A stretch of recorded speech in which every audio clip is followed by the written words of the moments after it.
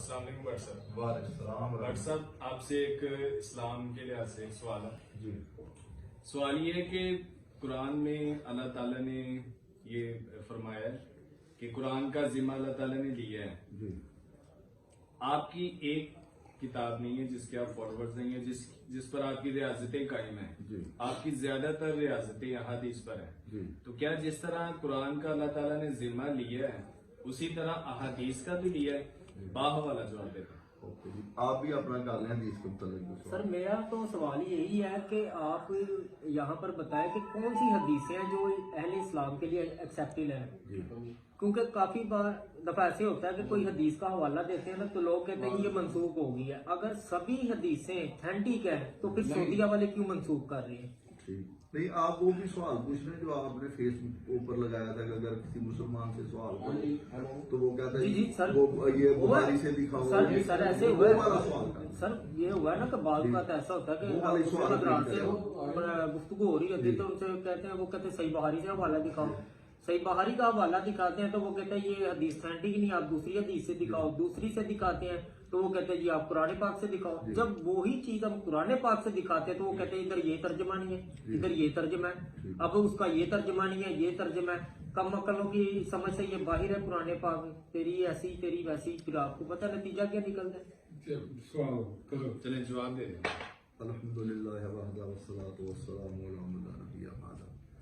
یہ ہمارے زارق بھائی ہیں، فیس بک کے ہمارے نصیب دوست ہیں، بھائی ہیں، اور یہ بھائی لکھی ہیں، لاہور سے تشریف لائے ہیں۔ تو انہوں نے حدیث کے متعلق 2 سوال پوچھے ہیں، میں کوشش کروں گا اس کا مختصر جواب دیا جائے۔ سب سے پہلے جو زارق بھائی نے سوال پوچھا کہ جس طرح اللہ نے قرآن کا وعدہ لیا کہ اس کی حفاظت ہے، تو کیا حدیث کی حفاظت کا بھی اللہ تعالیٰ نے وعدہ لیا ہے؟ انہوں نے کہ باحوالہ اس کا جو نا جواب دیا جائے۔ تو یہ قرآن شریف میں اللہ تعالیٰ نے سورت قیامت کے اندر اللہ تعالیٰ نے یہ فرمایا ہے،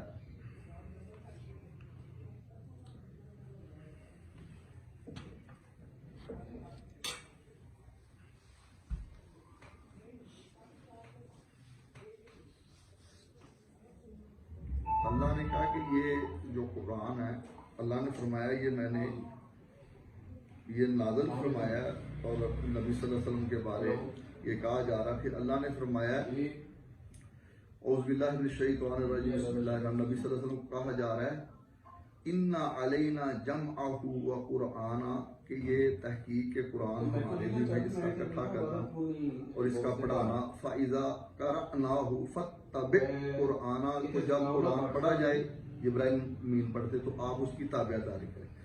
ثُمَّ إِنَّ عَلَيْنَا بِيَانَ، پھر اس کے بعد اس کا جو بیان ہے وہ بھی ہمارے ذمہ میں۔ اس بیان کے بارے میں قرآن اور حدیث کا بیان کیا ہے؟ قرآن کہتا ہے کہ نماز پڑھو، اب کس طرح پڑھو؟ قرآن میں لکھا ہے، یہ بیان ہے حدیث کا۔ اس کا بیان کیا ہے کہ نماز اس طرح پڑھو، نبی صلی اللہ علیہ وسلم کے جس طرح مجھے پڑھتے دیکھا، جیسے قرآن جبرائیل امین لے کر آئے تھے، حدیث کے اندر ہے کہ نماز بھی نبی صلی اللہ علیہ وسلم کو جبرائیل امین لے۔ تو اس قرآن کی باحوالہ آیت سے، جس کے بالکل صریح آیت ہے، اور میں نے حدیث کی بھی ساتھ تفسیر آپ کو بتایا کہ جس طرح قرآن کی حفاظت کا ذمہ اللہ نے لیا ہے، اس طرح حدیث کی حفاظت کا۔ اور اس کی ایک سب سے بڑی دلیل یہ ہے کہ اگر آپ قرآن کے حافظ دیکھیں تو وہ تھوڑے ہیں، اور اگر آپ نماز کے حافظ دیکھیں وہ لاکھوں، وہ کروڑوں کے اندر ہے۔ زیادہ مسلمان جو ہیں وہ ان کو نماز زبانی یاد ہے، اب وہ جو نماز ہے وہ کہاں سے آئی ہے؟ وہ قرآن میں نہیں، وہ حدیث کے اندر ہے۔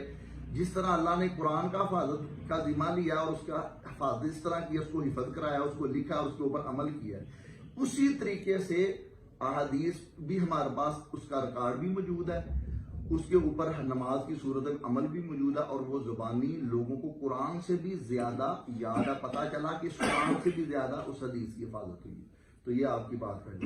یعنی سر آپ یہ کہہ رہے ہیں کہ انہوں نے جو حفظ کر لیا ہے، حالانکہ میں نے بہت کم لوگ دیکھے ہیں کہ جنہوں نے ساری کی ساری احادیث مقرری جتنی بھی ہیں، نہیں وہ جو میں نے آپ نے پوچھا نا کہ اللہ تعالیٰ کا ذمہ، میں نے یہی بتایا نا، یہ اللہ نے کہا، حدیث کا دوبارہ پڑھ دیجیے۔ اللہ نے یہ فرمایا، یہ قرآن کی آیت ہے کہ اے نبی صلی اللہ علیہ وسلم، یہ قرآن کا جو اس کو ذمہ ہے نا، ثم ان علینا جمعہ وقرآن، قرآن کو جمع کرنا اس کو ہمارے ذمہ ہے۔ پھر آپ کیا کریں کہ اس کو جو جبرائیل امین جب پڑھتے ہیں نا تو آپ اس کی پیروی کریں، آپ پڑھیں نا، ٹھیک ہے، آپ سنیں اس کو. ثم ان علینا بیانا، پھر اس کا جو بیان ہے یعنی کہ قرآن کا اس کو جمع کرنا اور پھر اس کی تفسیر تشریح ہاں جی قرآن کی، اور حدیث بھی اس کے اندر ہے، اس کا پڑھ دیں یہ پڑھا نا، یہ حدیث کا پڑھ دیں. یہ بیان کا یہی ہے نا، بیان یہ قرآن کے علاوہ کی بات ہو رہی ہے نا. یہ اللہ نے جو فرمایا کہ یہ قرآن کو جمع کرنا، بیانہ کیا ہے؟ یہ بیان ہے. وہ بیان کیا ہے؟ یہ قرآن کو بیان کرنا، کہ قرآن کی تفسیر کرنی، یہ بھی اللہ کے ذمہ ہے. ایک کہاں سے کریں سر؟ وہ اس وقت تو احادیث نہیں تھی جی لکھی ہوئی نہیں، لکھی ہوئی کی بات نہیں ضروری، قرآن بھی اس وقت سارا لکھا ہوا نہیں تھا. تو وہ تو اللہ کے نبی صلی اللہ علیہ وسلم آپ نے دینا. جی ہاں جی بالکل، وہ اس کو لکھا تھا نا، جب آہستہ آہستہ وہ کاتب وحیوں کے ذریعے اس کو لکھا گیا. پہلے تو جب حضرت جبرائیل بھی آتے تھے قرآن لکھا تو نہیں ہوتا تھا، وہ تو یاد تھا، لکھا تو بعد میں گیا. اس طرح حدیث بھی یاد تھی، کچھ حدیثیں لکھی گئیں، کچھ حدیثیں بعد میں لکھی گئیں. تو اصل یہ ہے کہ آپ نے یہ کہا تھا کہ قرآن سے باحوالہ ثابت. میرا یہ سوال ہے کہ جو آپ کے پاس لکھی ہوئی ساری احادیث موجود ہیں جی جس میں کوئی چینجنگ نہیں کرتا، جی جو لکھی گئی ہیں جی وہ اسلام آنے کے بعد تقریباً 100 یا 200 سال بعد لکھی گئی، ان کا ذمہ کہاں لیا؟ یہ میں نے آپ کو یہ قرآن کی آیت پڑھی ہے نا، یہ اللہ تعالیٰ نے یہ واضح طور پر یہ کہا کہ قرآن کا اور اس کا بیان اللہ کے ذمے کے لفظ ہیں، دیکھیں یہ ذمہ کے لفظ، ٹھیک ہے. اور دوسرا جو آپ نے یہ فرمایا کہ حدیثیں 100 150 200 سال کے بعد لکھی گئی ہیں، یہ بھی آپ کی بات درست نہیں ہے. نبی صلی اللہ علیہ وسلم کے زمانے میں احادیث لکھی گئی تھی، اس کا ثبوت جو ہے آپ بخاری مسلم موبائل نہیں ہوئی نہیں، ساری کی ساری نہیں لکھی گئی تھی، کچھ احادیث لکھی گئی تھی. یہ کتاب کے اندر نہیں تھا جی یعنی نہیں، بس پیپروں کے اندر لکھی گئی تھی. جیسے قرآن شریف سب سے پہلے کتاب نہیں بنی تھی، پہلے وہ زمانے میں ایسے ٹھیک ہے وہ مختلف چیزوں کے اوپر لکھ کر اس طرح کچھ احادیث نبی صلی اللہ علیہ وسلم کے زمانے کے اندر لکھی گئی ہیں، تمام کتب کے اندر موجود ہے. پھر اس کے بعد صحابہ کے دور میں چھوٹی چھوٹی کتابیں لکھی گئیں. پھر تابعین کے دور میں یعنی نبی صلی اللہ علیہ وسلم کے 50 سال کے بعد باقاعدہ ایک بک لکھی گئی، ابو ہریرہ رضی اللہ تعالیٰ عنہ کے شاگرد، اور یہ تقریباً یہ 48 یا 50 کے اندر یہ کتاب لکھی گئی، حدیث کی کتاب ہے، ٹھیک ہے. تو اس طرح یہ حدیث کی کتاب ہے. اس طرح اور بھی کتابیں بعد میں بھی لکھی گئیں، یہ چیزیں لکھی گئیں. تو یہ پراپوگنڈا کیا جاتا ہے کہ یہ حدیثیں 200 سال کے بعد لکھی گئی، 100 سال کے بعد. جی نہیں، وہ ان سے آیا. یہ اس کا بیک گراؤنڈ آپ پیچھے جائیں گے نا، جب ہندوستان میں جو مسیح مناظرین آئے تو انہوں نے سیکھ کے سب سے پہلے حدیث کے اوپر اعتراض کیا، ان سے لیا. جو سر سید احمد خان نے ان سے لیا، غلام احمد پرویز نے، غلام احمد قادیانی نے، یہ تین انہوں نے یہ اپنے سمجھ کو ان کو کوئی پیسے شاید بھی دیے تو ان کو لگایا اس کی طرف کہ مسلمانوں میں شکوک و شبہات ہے.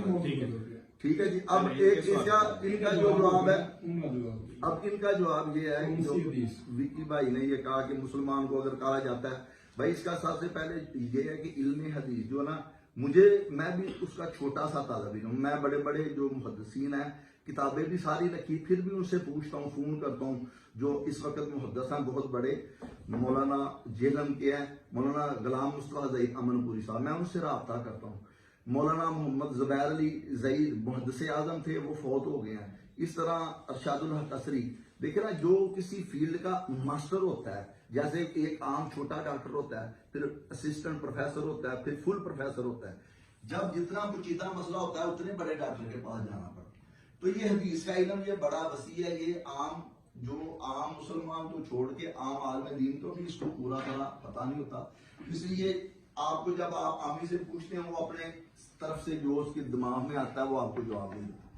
تو مسئلہ یہ ہے کہ جو احادیث ہیں وہ آپ کو بتایا کہ ہم احادیث کو اس طرح لیتے ہیں، کوئی بھی جو صحیح حدیث ہے اس کو پرکھنے کے لیے اصول ہے، اس کو کہتے ہیں علم حدیث، اصول حدیث. کیونکہ آپ کوئی بھی فن جب پڑھتے ہیں، جیسے آپ نے انگلش سیکھنی ہے، اس کی پہلے آپ گرامر پڑھتے ہیں. گرامر کے بغیر تو آپ نہیں پڑھیں گے. ول کہاں آنا ہے، واز کہاں آنا ہے، پاسٹ کون سا ہے، ماضی کون ہے، فیوچر کون ہے، آپ اس کے بغیر آپ نہیں پڑھ سکتے. کہ پڑھ سکتے ہیں؟ اسی طرح وہ یہ اس کے اصول ہوتے ہیں. آپ فزکس پڑھتے ہیں، کیمسٹری پڑھ لیں، آپ کو پہلے نہیں پڑھاتے، پہلے اس کے اصول پڑھاتے ہیں کہ ویسے ہی پڑھا دیتے ہیں. تو اب جس بندے کو اصول حدیث کے اوپر مکمل مہارت نہیں، اگر آپ اس سے سوال پوچھیں وہ آپ کو عجیب و غریب جواب دے.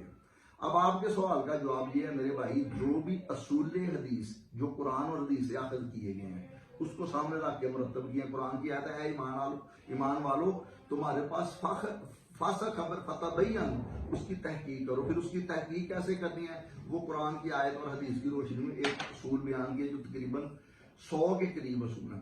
ان اصولوں کے نزدیک جب ہم اس حدیث کو پرکھتے ہیں تو پھر وہ جو حدیث اس کے مطابق صحیح ہوتی ہے وہ حدیث صحیح ہم اس کو گردانتے ہیں. لیکن ہمارے نزدیک جو ہم اہل حدیث ہیں اور ہم جو سلف کے پیروکار ہیں، ہمارے نزدیک بخاری مسلم کی جو مرفوع احادیث ہے ہمارے نزدیک وہ صحیح ہے ساری کی ساری. باقی جو دیگر کتب کے اندر حدیث ہیں، چونکہ ان کو اصول حدیث کے نزدیک پرکھ لیا گیا ہے ان احادیث کو. باقی اگر جو حدیثیں ہوں گی ان کو ہم اصول حدیث جو ہیں ان کے مطابق پرکھیں گے. وہ کسوٹی ہے، نہ میں کسوٹی ہوں، نہ آپ ہے، نہ کوئی بندہ ہے. وہ کسوٹی مقرر کی ہے اللہ نے. اور اللہ نے کیسے مقرر کی؟ اللہ نے قرآن میں کہا ہے، اللہ نے امت کے علماء کی ڈیوٹی لگائی کہ تم جا کے علم حاصل کرو اور آ کے لوگوں کو یہ سکھاؤ. تو وہ نبی صلی اللہ علیہ وسلم کے زمانے میں مدرسہ تھا، وہاں پر صحابہ صوفہ کا مدرسہ، وہاں پر قرآن کا علم اور حدیث کا علم سکھایا جاتا. تو وہ وہاں سے چل رہا، وہ وہاں سے آخذ کر کے اس کے اصولوں کو وہاں سے لے کر وہاں سے آخذ کر کے احادیث اور قرآن کی روشنی میں اس کو بنایا گیا. اب کسی ایک فرد کی نہ اس کو حدیث کو وہ ضعیف کہہ سکتا ہے نہ صحیح کہہ سکتا. وہ مکمل جتنے اصول ہیں وہ اس کے اوپر اپلائی ہوں گے، اس کے مطابق جو حدیث صحیح ہوگی وہ صحیح ہوگی، جو ضعیف ہوگی. تو اس کی کیا وجہ ہے جو سعودیہ نے منسوخ کر دی؟ سعودیہ نے کوئی منسوخ نہیں کی، منسوخ نہیں کی، مسئلے کا عمل نہیں کیا جائے گا اس کے اوپر. منسوخ نہیں کیا، پراپوگنڈا کرتے ہیں، یہ پراپوگنڈا کرتے ہیں. مسئلہ یہ ہے اگر بالفرض محال سعودیہ چھوڑ کے دنیا کا جون سا مرضی کوئی چیز، اب کوئی بندہ کوئی کسی وقت بادشاہ کوئی بائبل کے بارے بات کر دیتا ہے، یا جیسے جو آپ نے بائبل اب اٹیچ کر دی تینوں کو اکٹھے. پہلے یہودیوں کے دور میں تو یہ اکٹھی نہیں ہوتی تھی، یہ تو جب آپ کی حکومت آئی تو آپ نے بائبل کو اکٹھا کر دیا. یہودی ابھی بھی نہیں مانتے آپ کی تینوں بائبلوں کو. تو اگر وہ حکومت کے اندر آگے بازور کوئی کام کر لے تو وہ ہمارے لیے حجت یا دلیل تو نہیں. دلیل تو وہ ہے جو صدیوں سے آپ کی بائبل چلی آ رہی ہے، جو صدیوں سے ہمارا قرآن چلا رہا ہے، حدیث چلے.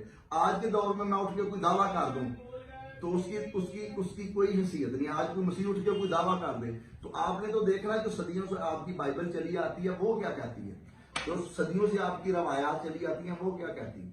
صدیوں کے آپ کے مسیح علماء جو چلے آ رہے ہیں، اسکالر ہیں، یعنی پہلی صدی، دوسری صدی، عیسوی، چوتھی، وہ کیا کہتے ہیں. اگر آج میں کوئی پادری صاحب اٹھ کے کوئی دعویٰ کر رہے آپ کنڈیم نہیں کرتے کئی دفعہ. اگر کوئی حکومت بھی کر دے دعویٰ، کوئی غلط کر دے، بائبل کے بارے کہہ دے، جیسے جو کئی ایڈیشن ہوتے ہیں ہمارے پاکستان والے نہیں مانتے کہ مانتے ہیں آپ، جو باہر جو گورے وہ کر دیتے ہیں اس کے اندر کوئی کرتے ہیں نا. اب دیکھ جیسے یہ والی وہ کہہ رہے ہیں، اب وہ انہوں نے کہا جی اس کو نکالو، یہ سوسائٹی والے رد کی ہے نا. تو اس میں یہ دلیل نہیں ہے. دلیل اصل میں ہمارے پاس جو اتھارٹی ہے وہ ہے اللہ اور اللہ کے رسول. ہر مسلمان اس کا پابند ہے، اس نے دلیل وہاں سے لانی، اور یہ قرآن کا